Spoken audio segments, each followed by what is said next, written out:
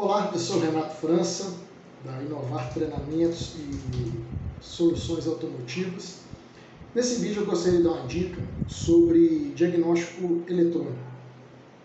Nós podemos dividir o diagnóstico eletrônico em dois tipos, diagnóstico elétrico e diagnóstico funcional.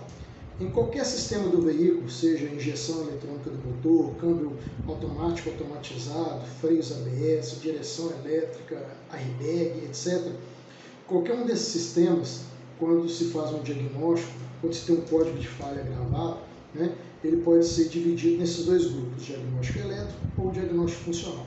Um diagnóstico elétrico está relacionado ao circuito elétrico daquele componente.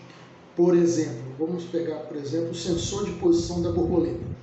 O diagnóstico elétrico vai me dizer se esse circuito está aberto ou em curto. Por exemplo, aparece a falha, sensor de posição da borboleta, circuito aberto. Ou seja, quer dizer que o circuito está interrompido em algum ponto ou o sensor de posição da borboleta está queimado. Ou seja, esse é um diagnóstico elétrico. Circuito aberto ou curto-circuito, ou seja, o circuito eletrônico ali do sensor de posição da borboleta está em curto para a massa ou em curto para a bateria. O diagnóstico elétrico ele é mais fácil, porque geralmente quando se tem um defeito elétrico ele fica presente. Se tem um circuito interrompido, circuito aberto ou se tem um componente queimado, o código de falha não apaga, o erro não apaga, porque o defeito está presente. Enquanto eu não reparar o curto, ou enquanto eu não trocar o componente ou reparar o circuito aberto, o defeito não sai, não apaga. Já o diagnóstico funcional, ele é um diagnóstico, a gente fala de diagnóstico de sinal inválido, ou sinal não plausível, ou sinal incorreto, ou sinal incoerente. Como isso funciona? O diagnóstico funcional indica que o componente está funcionando, porém o sinal que ele está enviando é inválido para a central. Na central está memorizado uma faixa de trabalho para aquele componente, que a gente chama de range, valor mínimo e máximo. Vamos pegar, por exemplo, de novo o sensor de posição da borboleta. Na marcha lenta, na calibração do software da central de injeção daquele veículo, é estabelecido que na marcha lenta a posição da borboleta tem que estar compreendida entre o valor mínimo e máximo, provavelmente um valor de tensão. Se esse valor estiver fora da faixa, ou seja, abaixo do mínimo ou acima do máximo, a central vai gravar um código de falha indicando que o sinal está inválido, que o sinal é incorreto. Ou seja, o defeito funcional quer dizer que o componente funciona, ele não está em curto e nem está com o circuito aberto, porém o que ele está enviando de informação para a central, ela considera aquela informação inválida.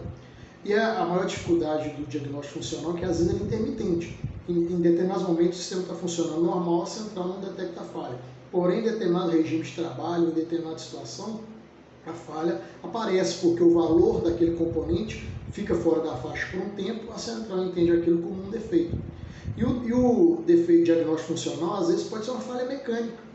O corpo de borboleta pode estar funcionando normalmente, mas por causa de uma sujeira, de uma obstrução mecânica, ele não está conseguindo atingir a sua faixa de trabalho normal. Aí a central detecta que aquele sinal é inválido e acusa. Sensor de posição da borboleta, sinal inválido. Mas às vezes nem sempre o defeito é do sensor de posição, ou do seu chicote, onde envia o sinal para o módulo. Às vezes pode ser uma falha mecânica, uma obstrução, uma sujeira, algo que está atrapalhando o trabalho da borboleta, fazendo com que seu sinal, o sinal da sua posição, fique fora da faixa central. Então o diagnóstico funcional é um pouco mais complexo, porque depende de outros fatores, depende de situações mecânicas, ou seja, o circuito está funcionando, porém alguma coisa está fazendo com que aquele sinal, a posição daquele componente ou aquela peça não esteja trabalhando corretamente, gerando um sinal fora da faixa para o módulo. E a dificuldade também é que às vezes o defeito é intermitente, você tem que rodar com o veículo, com o equipamento para poder monitorar os valores e pegar a falha, às vezes somente em determinado regime de trabalho ou em determinada situação. Então fica essa dica para você separar o que é um diagnóstico elétrico e o que é um diagnóstico funcional. Sabendo separar isso, fica mais fácil de atuar no diagnóstico do circuito ou diagnóstico de funcionamento de determinados componentes, seja em qual sistema do veículo ele estiver compreendido. Essas e outras dicas, né, nós abordamos claramente, com bastante detalhe, demonstrações práticas, né, com scanner, com tinta, etc., no nosso curso de eletrônica automotiva. Inclusive é o nosso próximo curso que teremos agora no próximo final de semana, 18, 19 e 20 de fevereiro, na sede da Inovar Centro Automotivo. Eu espero ter gostado dessa dica. Um abraço e até a próxima.